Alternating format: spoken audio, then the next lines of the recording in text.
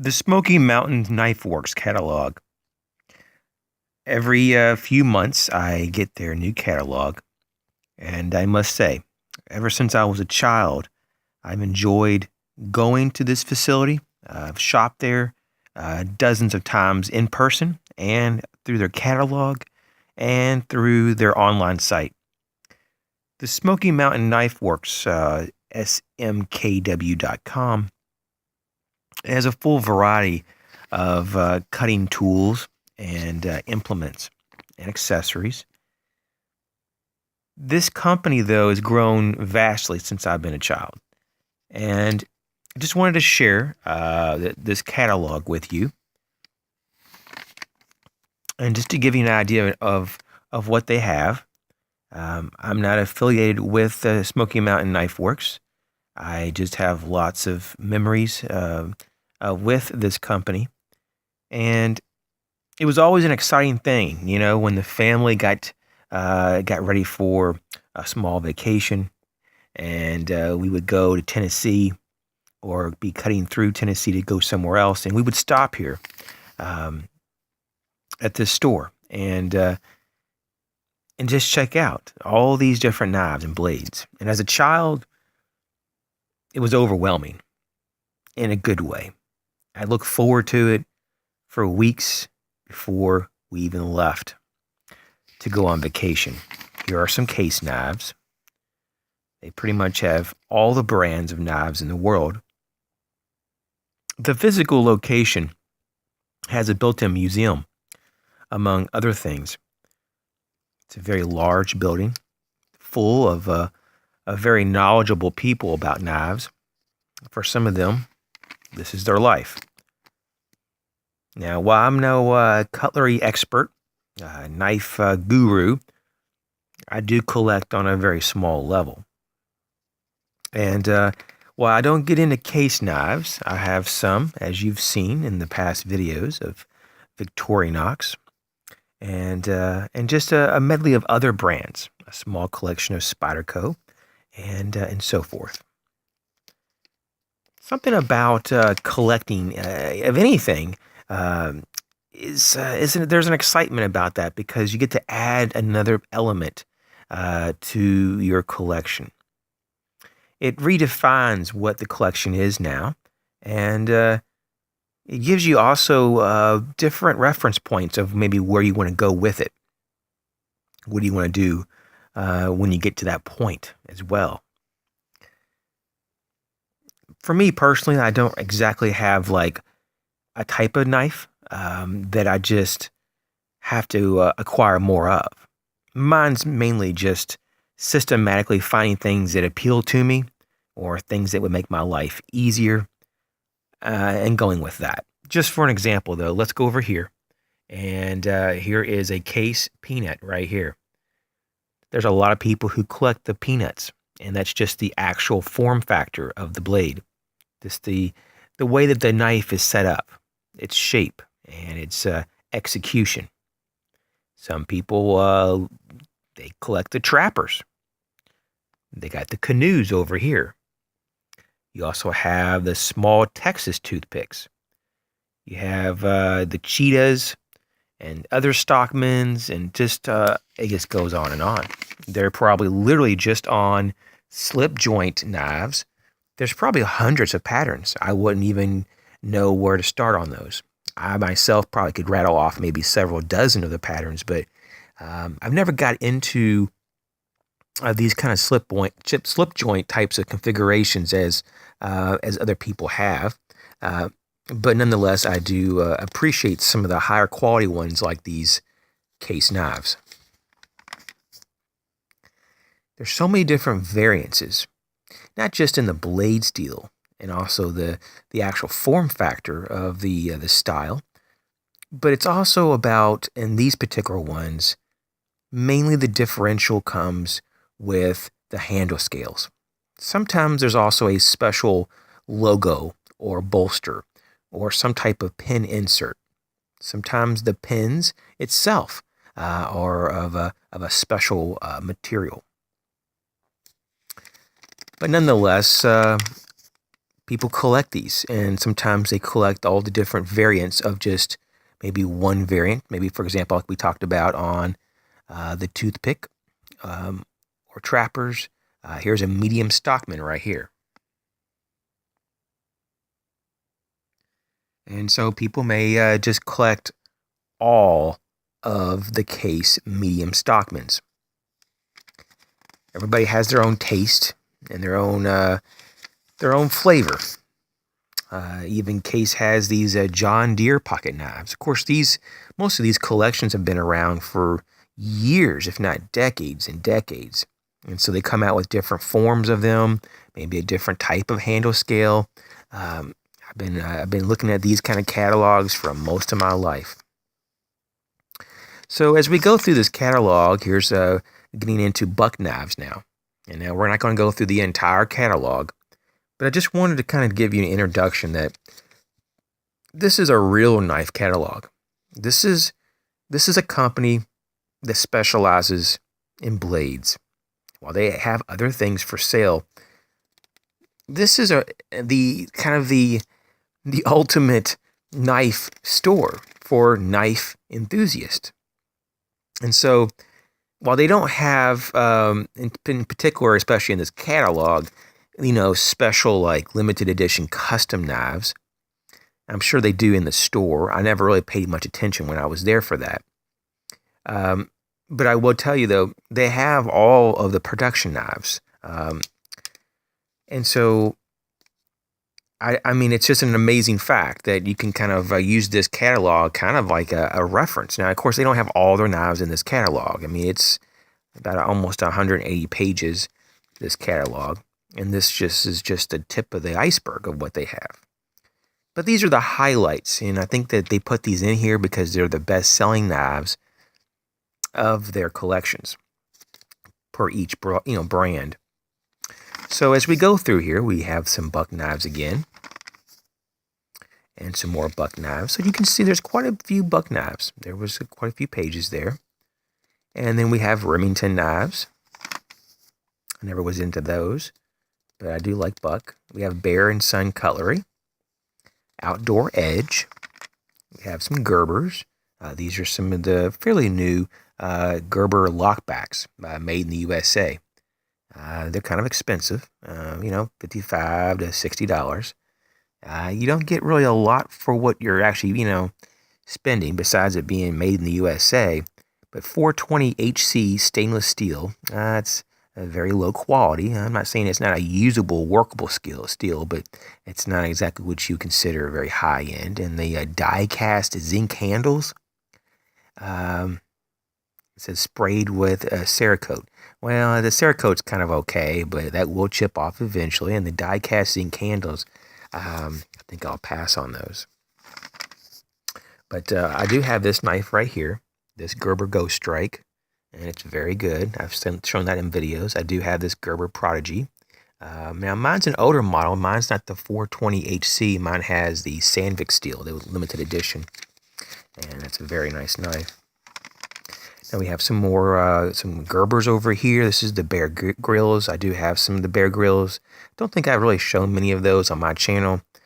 Can't really say that I'm a big fan of Bear Grylls. In fact, I really don't like his politics. As you know, that I have a lot of interest in politics. I'm not even sure why I do. But Bear Grylls sucks up to the globalist. Anybody that's buddy with Obama is not my friend.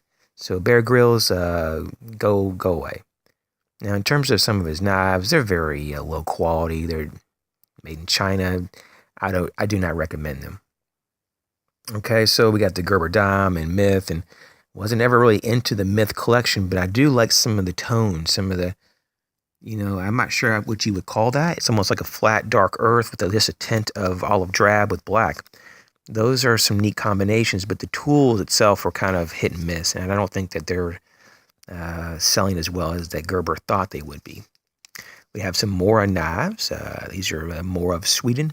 They also make Bako knives, the Laplander editions. I have some of those. These are very excellent knives. The Mora knives, highly recommended. I think it said 300 years. Wow, 300 years they've been around. Unbelievable. They are very excellent. Now, these are my favorites right here. These are Victorinox Swiss Army knives. Got the Swiss tool up here. Awesome. Highly recommended. Swiss Champ. It's a little bulky to be practical unless you just want to put that in a toolbox. The Pioneer X. Awesome. Just a little bit big for the pocket again, but not for maybe a backpack or something. That would be good. Now, this the Del Monte collection, the Evo Grip S18. Very cool. Very nice. The Fieldmaster's cool. The Tinker, I have a whole bunch of those. I have a couple of the Huntsman. I like these. I like these a lot.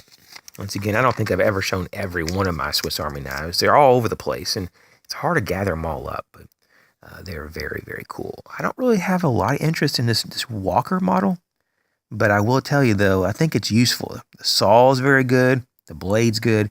And I can see the multi-use, those 3 different tools built into this.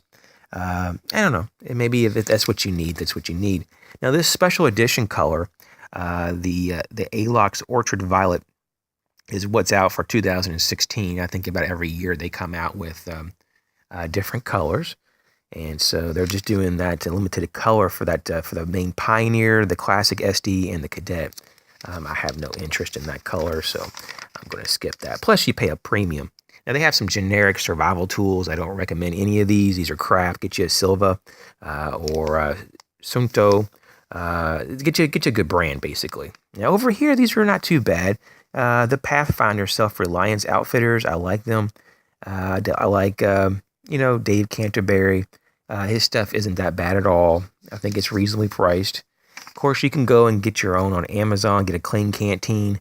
He uses a 32 ounce. You can get the 40 ounce clean canteen, wide mouth. It's just very similar to this, but you get about 8 more ounces. And I don't know. It just depends on what you prefer. But, Dave Canterbury is a little bit controversial. He has been caught in a few lies in his life, but we're all human once again. And I think that for the most part, he's a good person. And I think his family is are good people. Now, we have just different types of fishing things. Now my friend over there in Australia, Fishing Survival Outdoors, FSO, he'd probably love these pages here. You have, hunting knives here. We got our fishing knives over here. And just all kinds of things to pick from. There'll be more here coming up. That was just a little introduction to some fishing knives. But we got some multi-tools from Leatherman. We got some Zippos over there. Here's some Condors. And this is about as far as I'm going to take this video because it's already just hit past, 13 minutes right now. Condor knife and tool. Now, of these, I'm going to have to say I like Condor. I just don't sometimes like the 1075 or the 1095. Not that is a bad steel. I have a whole bunch of those kind of knives with that kind of steel. But where I live, it's a little bit better if I could, kind of have something maybe like a stainless steel or something that has a little bit less carbon content. Now, this right here is really cool. This Nesmic, the Nesmic Hunter, the blasted satin blade finish. I don't like anything that's like bee blasted, or I don't like anything blasted that opens up the pores of the actual steel. And what happens is it increases the oxidation and therefore increases the chances of rust. So just as a tip, if you have even a stainless steel knife and it says it's been bead blasted, which like CRKT always does on most of their knives, I just avoid all CRKT knives anymore. I have owned a few and I've sold them. Now, did I have rust problems? No, because I took good care of them. But the bead blasting, once again, opens up the pores. And over time, especially if you're in any kind of humid area, now you may not have a problem in your area. It may be all fine, but I just avoid them. But these are kind of cool. Matt Graham puts these Primitive Survival Series Primitive Bushcraft knives. And these are kind of cool. They're a bit large, but he's a cool guy. I've watched a lot of videos of him, and he has a lot of good things to say. So basically, I'm just going to close here. The catalog is extensively large. Look at all the pages left. So we did get to page 53, just flipping through it. But I just wanted to say, hey, there's a lot of cool companies and businesses out there. Smoky Mountain Knife Works is one of them. I will say that every once in a while when I place an order, I don't get a very good product. I don't think it's really the problem, or it's not really like you would call like Smoky Mountain Knife's Works fault. Sometimes the brands that I've tried over time have been real hit and miss. Uh, but I've kind of matured to the point now that I understand what is good quality and what is not. Some of the brands to avoid and some to take a chance on. And so now Smoky Mountain Knife Works doesn't always have the best prices. That's very clear. But as a reference guide to go on their website, or if you go in person, if you are um, in the area, I think it's going to be very very good to check them out. Here is the phone number right here, and here is the address. I believe it's pronounced Sevierville, uh, Seaverville. It could be either one. I always forget. I always joke about that particular city's name or the town there, and I always mess it up. But I think it's Sevierville. But anyways, it's a great place. And just one last thing on the back page, they got these old timer gift sets. Your choice for $19.99. They all include like three different types of knives. That's a pretty good deal. Now, of course, I believe they're all made in China now, and the old timer isn't what it used to be. Schrade changed that. But now that Smith and Wesson is bought out, Taylor's not, Taylor knives, or Taylor Cutlery, I'm sorry, that owns old timer among others like Schrade and Smith and Wesson's knife brands. They're going to really probably change some things around. So we'll see what happens. Wish everyone well. Just remember, though, just because there's a lot of us that we enjoy here in America, all these different blades, all these different kinds of tools and knives, and doesn't mean that people in other countries can.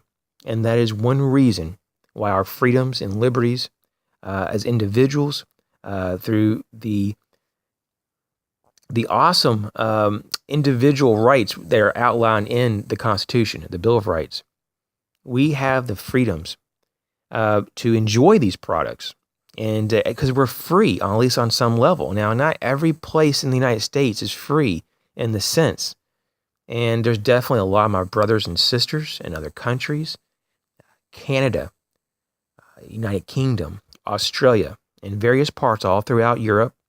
And there's, of course, lots of other places in the world that are much more hostile toward individual rights.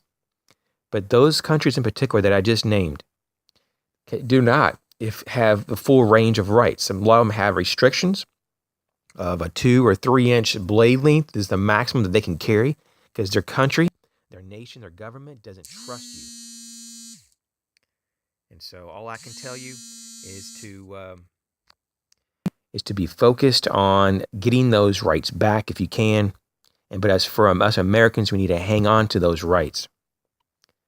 And I just want to make sure you understand that when we take for granted what we have, it doesn't ensure that we'll have them in the future.